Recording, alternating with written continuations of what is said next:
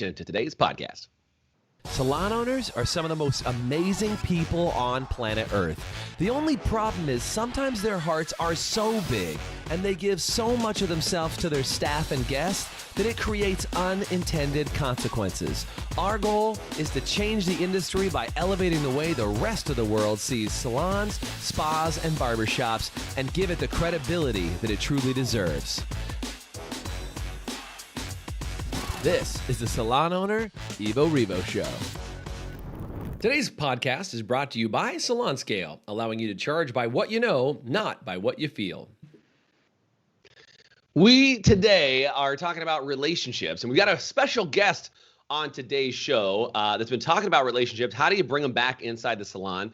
But if you're on with us live, would you do me a favor, and in the video comment below, would you do me a favor and drop in what city you're on from? I'd love to find out so we can give some love to people all over the country, all over the globe. I was just chatting with somebody who listens to our show from the UK yesterday. So big shout out to our UK family and family overseas. So glad to have you guys on that are joining us live today. Doug, good to see you, man. How's it going? Good to be here.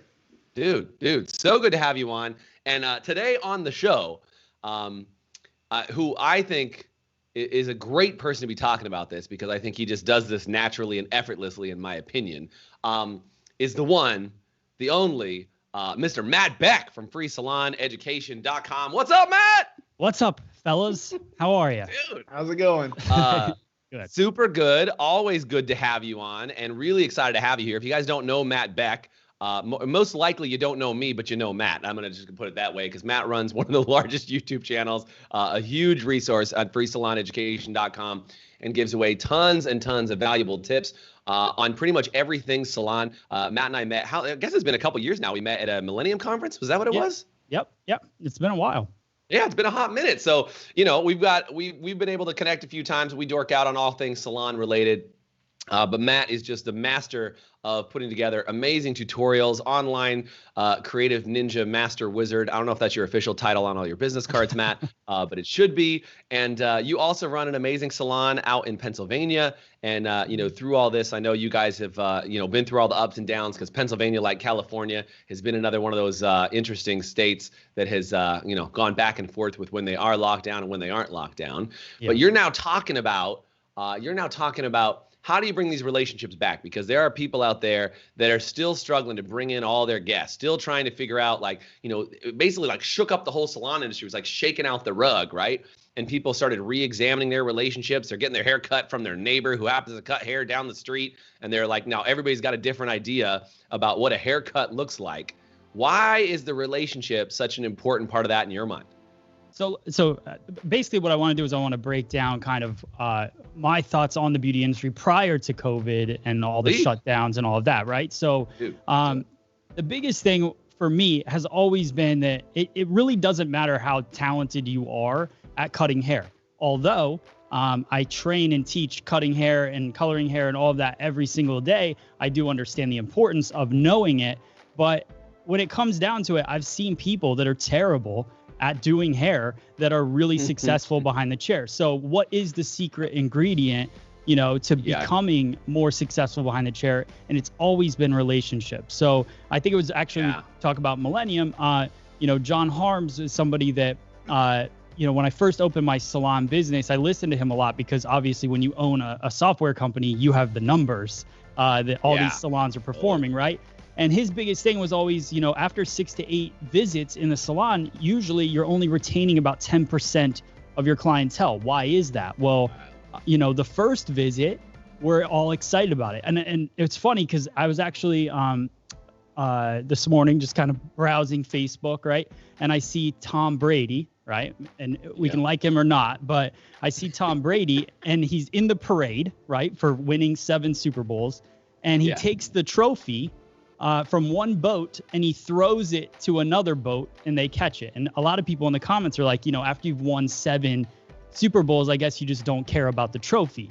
Well, that made me think about, you know, this industry and how it works. And, you know, that first time a client comes in and sits in our chair, you know, we do everything for them. They're special. They're the most important person on planet Earth.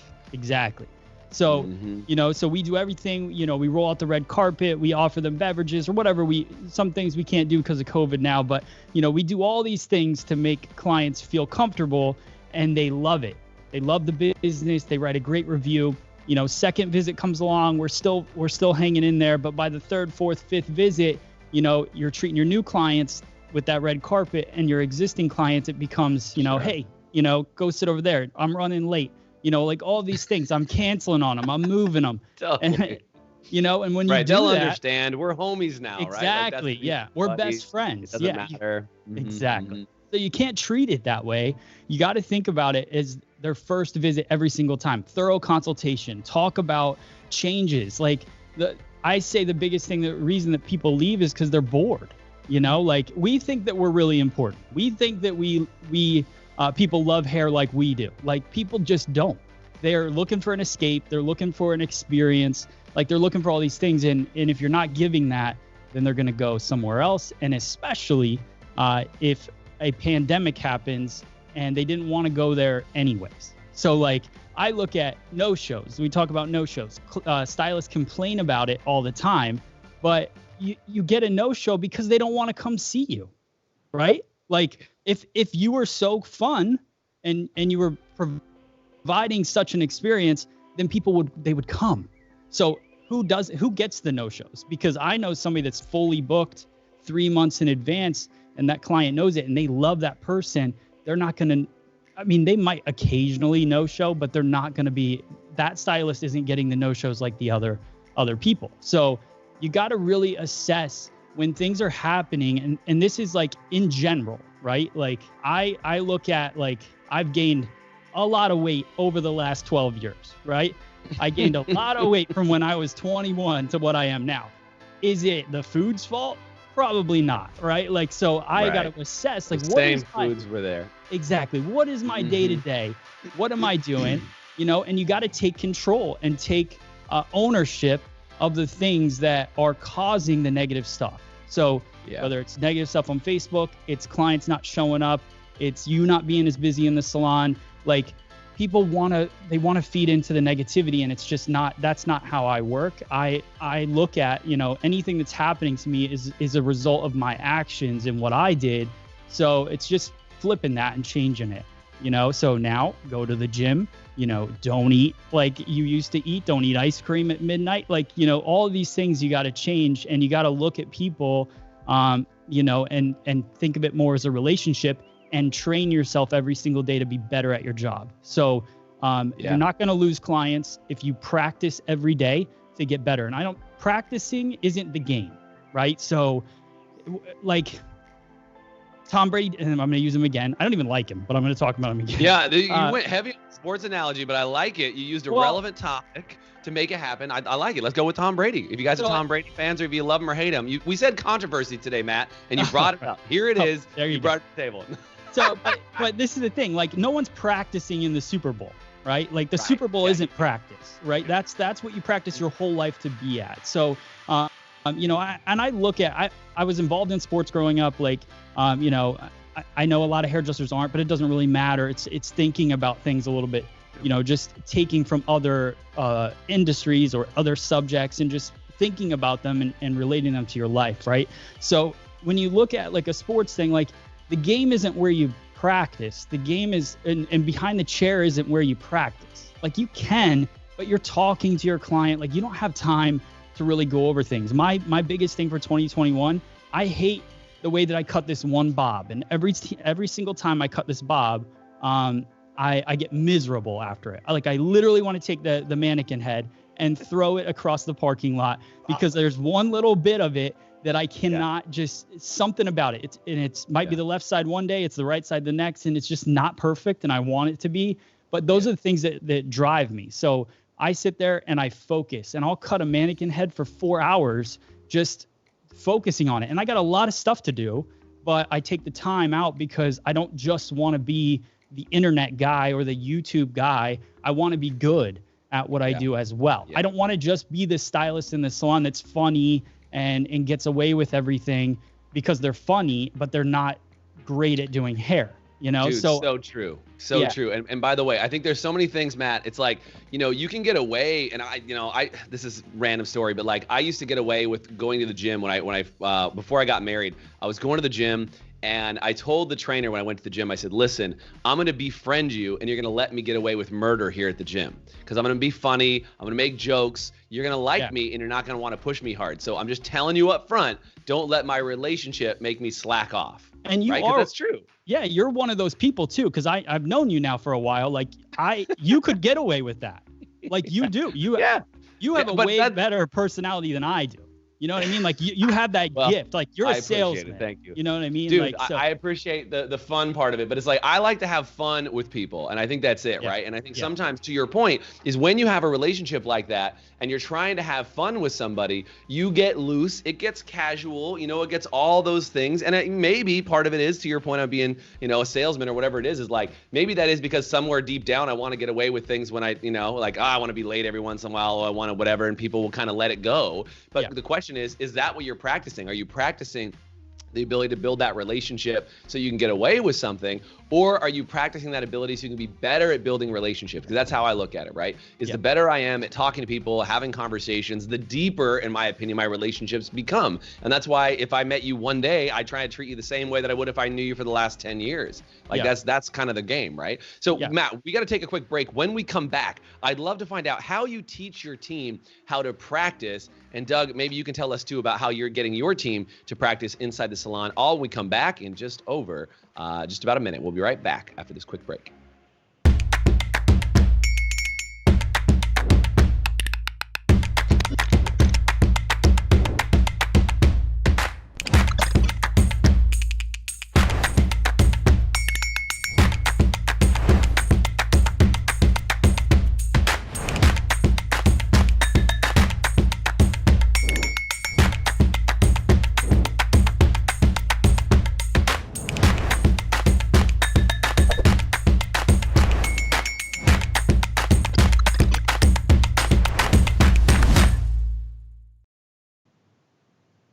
Hey guys, welcome back. We're chatting with Matt Beck, me and Jason, and we're talking about how do you create that relationship.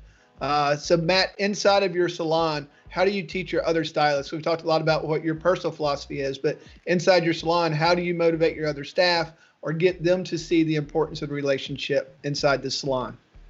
So I think, post-COVID, I think one of the biggest things that we've been as a team focusing on is, and I have a small team. So like I don't try to pretend like I can manage 50 people at a time, but at the same time, I try to keep the relationships with them in the same respect, right? So no disrespect, just straight up. I try to be more of a business kind of focused thing and teach through example or lead by example, and treat them in that way. So that's really the main focus for me. It's not so much like I'm not, I've been watching The Office a lot lately just to calm my mind and, trying to get through it. I'm not like every 2 seconds, let's go to the break room and have a conversation, like that kind of thing. It's more, address things when they need to be. I also, again, have 6 staff. So I'm not trying to run an army here,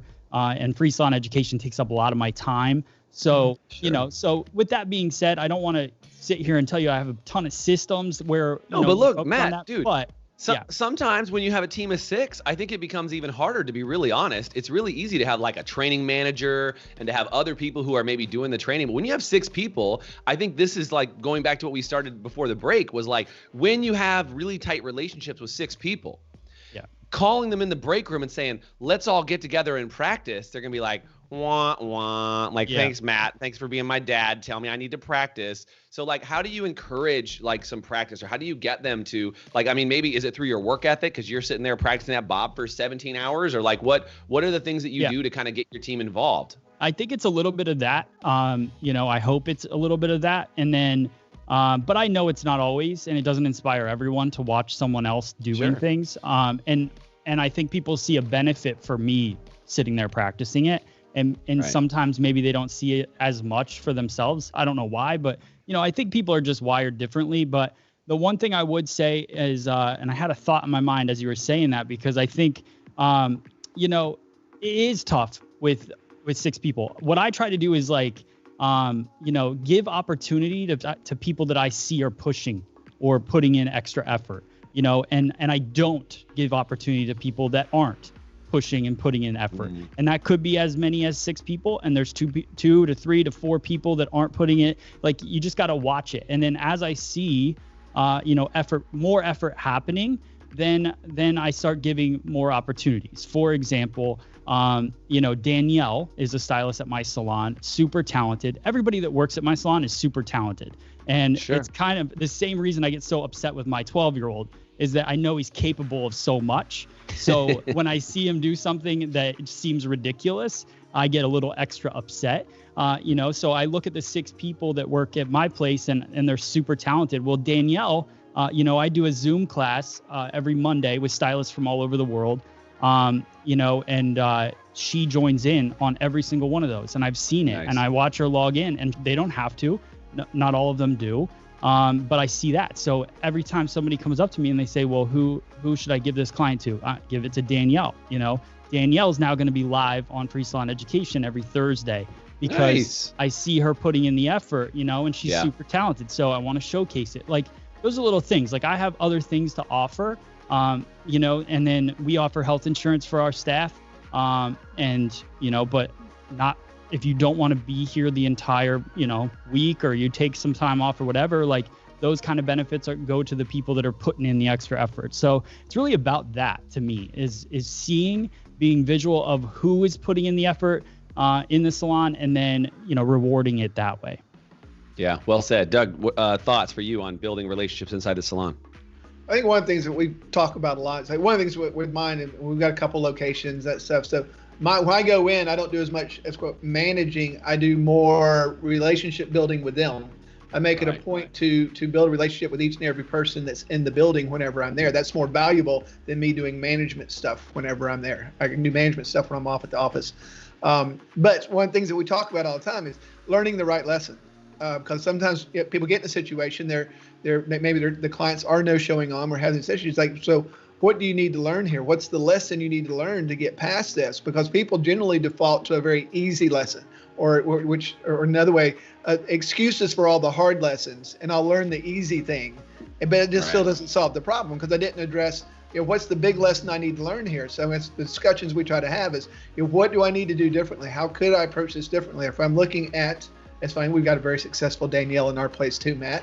It's always the Danielle. If you're a Danielle and you're watching, say hell yeah. It's all about her and saying, why is she growing so quickly? Why is her books so full, and why is she not having? Okay, well, let's look at that.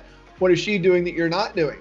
And so then what could you learn there and start doing it? Because most times it's going to push you outside your comfort zone and get you outside of your excuses to get to that next level. Because right now, I mean, my God, everybody's got every excuse in the world. I mean, number one's Corona. I mean, that's the first thing. Why is that? Well, Corona. Well, Corona. It's like, well, Corona's not always going to be here. So that convenient excuse is going to soon be gone.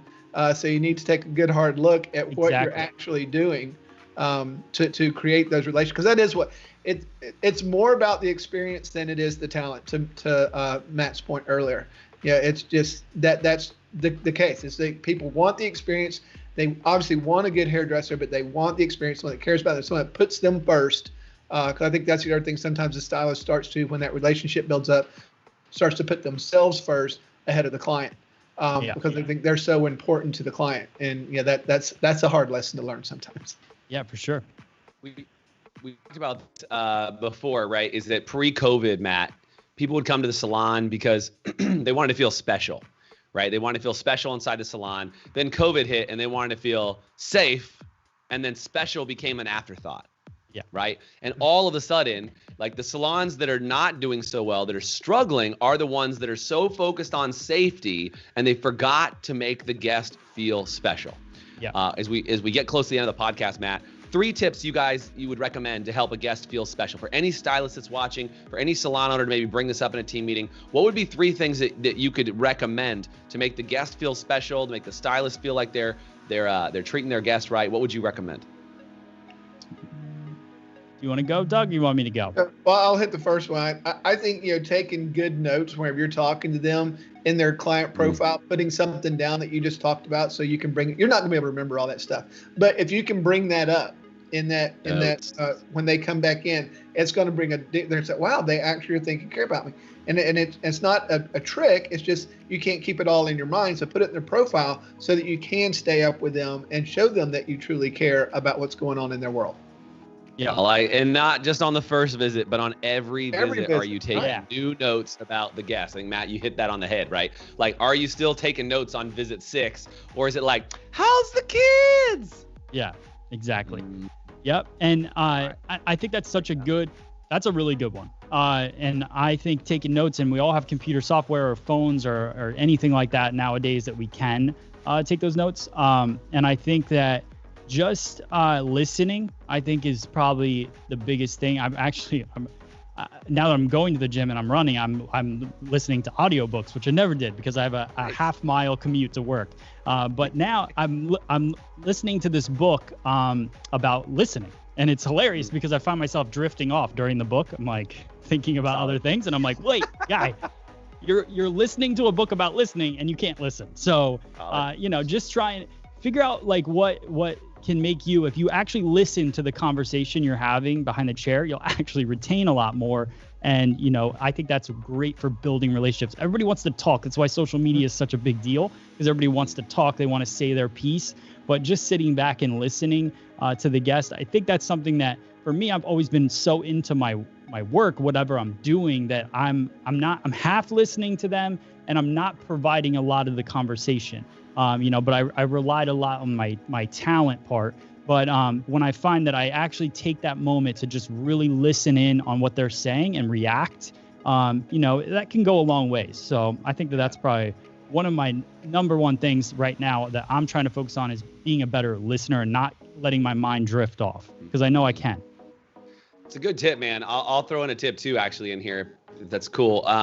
One of the things that comes up for me, I just heard this the other day, and it really stuck out for me like a sore thumb, is, so you mentioned it, Matt, and it just came up to me. It's like, so often we're in our head, right? We're in our head. We're worried, like, are they going to buy? What are they doing? Will they like me? What's going on? And we live here.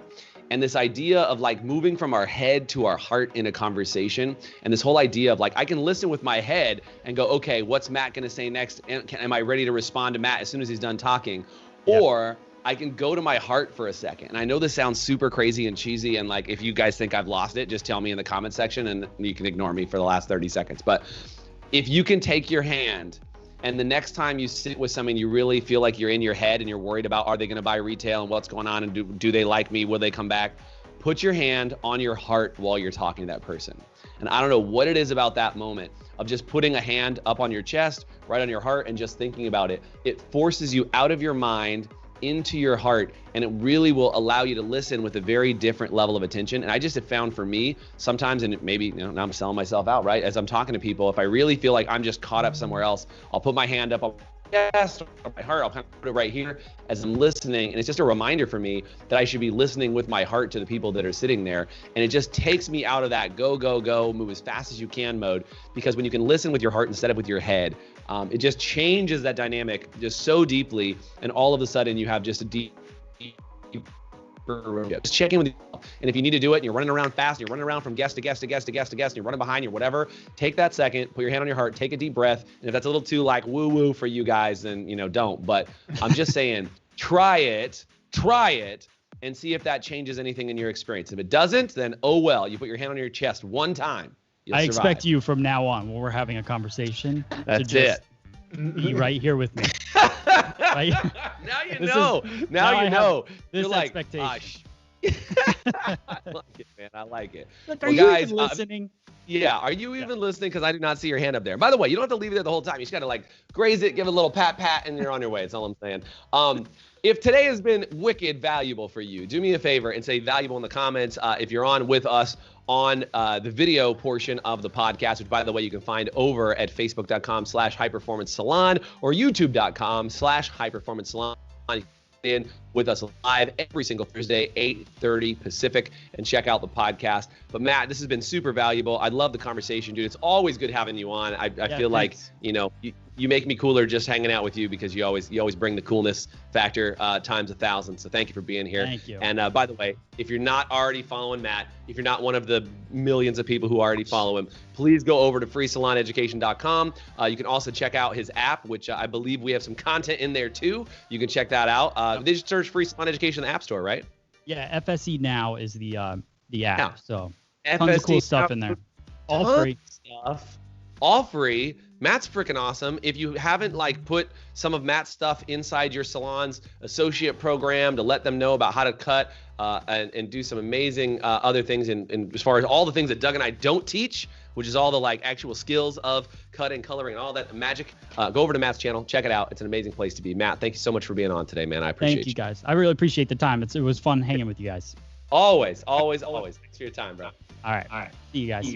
Later. Thanks for listening to the Revo podcast. Today's podcast was brought to you by Salon Scale, allowing you to charge by what you know, not by what you feel. Please subscribe, leave us a review, and you can always get more information, including show notes and the video episodes at evorevopodcast.com.